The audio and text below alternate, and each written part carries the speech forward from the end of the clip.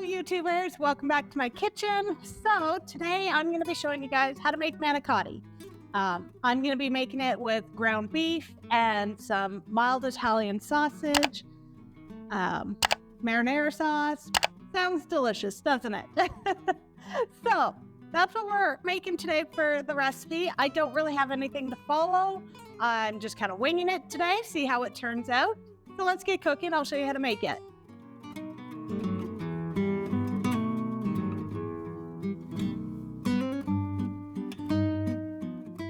All right, let's get started. So you need 2 shallots. I'm using 2 small shallots, and you're going to chop them both up, just finely dice them.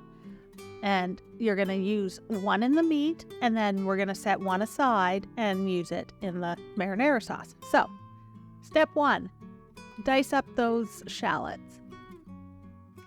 In a large pan on your stovetop, you're going to add some avocado oil or some olive oil, whichever you want to use. Then you're going to add in 1 of your diced shallots and then 2 cloves of minced garlic. And you're going to saute that for about a minute or 2, and then we're going to add the meat to it. All right, I'm using a mild Italian sausage already ground up. I would recommend using half this package, but unfortunately, I used the whole package. Like I said, I was winging this when I made it. So use about half a pound of the sausage. Just crumble it all up, put it in your pan. Then you're also going to add about a half a pound of ground beef. When I made this, again, because I was not following a recipe, I was making it up as I go, I ended up using a pound of the sausage and a pound of the ground beef, and it was way too much. So anyway, put those in your pan with the shallot and the garlic, and then you're also going to sprinkle in a little bit of salt and pepper. While your ground beef is cooking, you're going to get a pot of water, put some salt in it, and you're going to bring it to a boil and make your manicotti shells according to what the package says. So while I'm waiting for the water to boil and the meat to cook, I'm going to add about a quarter of a cup of red wine to the meat and just let it simmer and cook down. The alcohol part of it will evaporate, but it'll leave a really nice flavor in the meat. So just let that cook down. All right, so the water's boiling. I'm going to put all the manicotti shells into the pot. I'm going to set a timer for 7 minutes and let them cook. While they're boiling, while they're cooking, I'm going to also take the ground beef and sausage, and I'm going to drain all the fat off of it and just set it aside and let that cool down. All right, 7 minutes are up. I'm going to take this pot of manicotti shells, and I'm going to very gently take each one out of the pot and put it on a pan lined with parchment paper, just so that it doesn't stick to the pan. And I'm going to lay them all out. Then I'm going to drizzle them all with some olive oil or avocado oil, whatever you have, just so that they don't stick to anything. And I'm going to let them sit here and cool down. All right, let's make marinara sauce. So get a pan, add some olive oil to it or avocado oil, add that diced shallot you did earlier. You're also going to add 2 cloves of minced garlic. Let that saute. Then you're going to add 1 can of fire roasted tomatoes.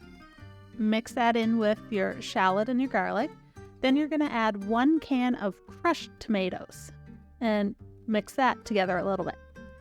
All right, so for the spices, you're going to add 2 teaspoons of parsley, a half a teaspoon of oregano, a half a teaspoon of dried basil, a quarter teaspoon of pepper, and half a teaspoon of Italian seasoning, and 1 teaspoon of sugar.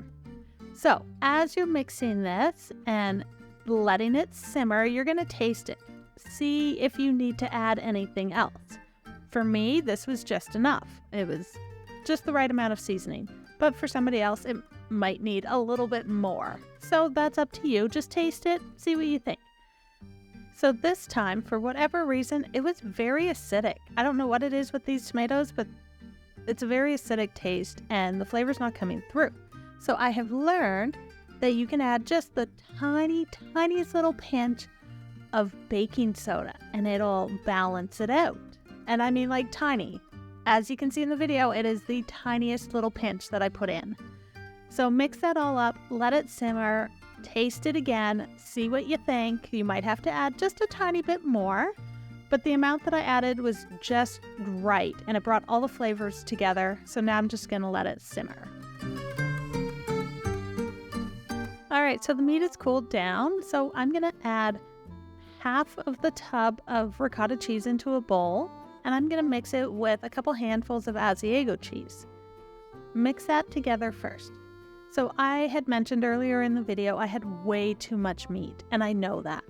So I'm only adding a couple spoonfuls into my ricotta cheese at a time. So once that's mixed in, I ended up adding the rest of the ricotta cheese to this mixture. So once that's all mixed together, then we are ready to start filling the manicotti shells. All right, so this step is really simple. Take a small spoon and start filling the manicotti shells. Stuff them in the best you can without breaking the shells and without overstuffing them. So basically, you don't want it spilling out at both ends.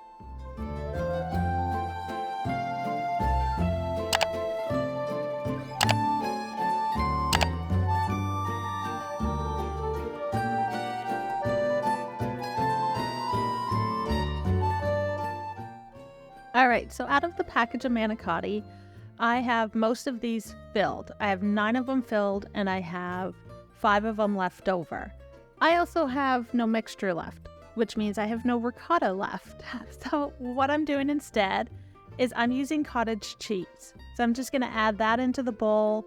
I'm gonna add some more of the meat into it, a little bit more asiago, mix it all up, and finish stuffing the last 5 manicottis. So after making this, I should have just mixed it all together. Add the cottage cheese in with the ricotta and the asiago, and I think it would have been amazing. But anyway, like I said, I'm flying by the seat of my pants for this one. Didn't really have a plan, and this is gonna work. It's all gonna taste the same anyway once you eat it. All right, manicotti shells are all stuffed. They look great. I do have some of the ground beef and sausage left over. Totally cool with that, because I'm going to set it aside and put it in the fridge and make pizza out of it later. So now you're going to take your marinara sauce, and you're going to take a 9 by 13 inch pan, and you're going to put a little layer of the sauce in the bottom of your pan. While you're doing this, you're also preheating your oven to 350 degrees Fahrenheit. So with your first layer of sauce, your layer of sauce in the bottom of your pan, you're going to take your manicotti and you're going to arrange them in the pan to fit all of them the best that you can. I had to cut them to make them fit. All right, so with all your manicotti in the pan, you're just going to take the rest of your marinara sauce and pour it over top of all of it. Once you have all the sauce on and you've spread it out, spread it out as well as you can, then you're going to top it off with cheese. So I'm using shredded Mozza, and I'm also going to use the rest of the asiago cheese and just top it all off with all sorts of delicious cheese. Then I'm going to put it in the oven for about 30 to 45 minutes until it is fully cooked inside, because remember, the ground beef was cold. So now you have to reheat it to get it back up to a nice warm temperature that you're going to enjoy when you eat.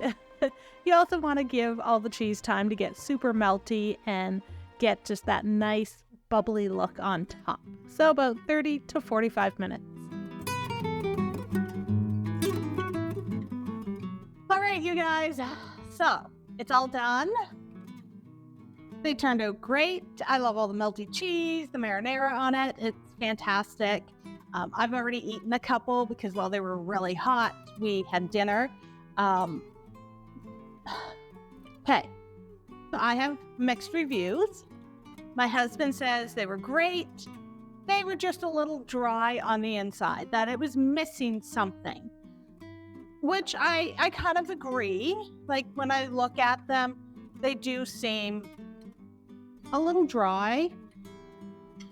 fresh out of the pan with all the marinara really helped.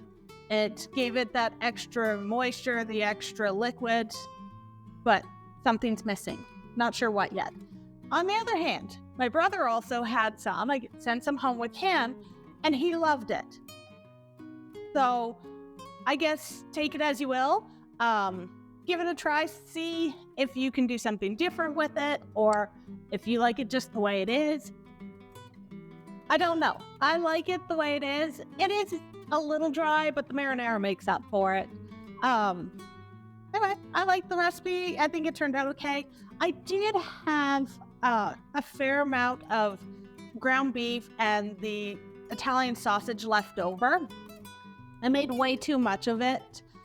Throughout the video, I readjusted the amounts so that you won't have so much left over. Now remember, I did this all just flying by the seat of my pants. I had no idea what my measurements were going to be for this recipe, so it was kind of a trial and error today.